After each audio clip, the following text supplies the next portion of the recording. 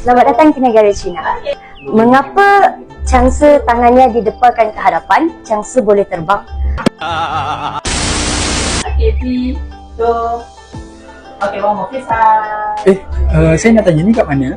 Selamat datang ke negara China. Oh, negara China. Yang ni hantu apa? Ini adalah Changsa. Changsa merupakan hantu yang muncul dalam kisah rakyat Cina. Lebih mudah, kebiasaannya dipanggil sebagai mayat hidup ataupun zombie. Okey, kemunculan Changsa dinonim dengan pakaian rasmi dinasti Qing.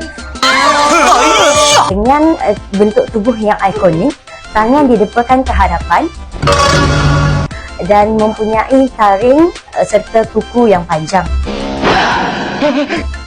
Selain daripada itu, Changsa juga lebih kepada orang kata muncul dalam pelbagai versi.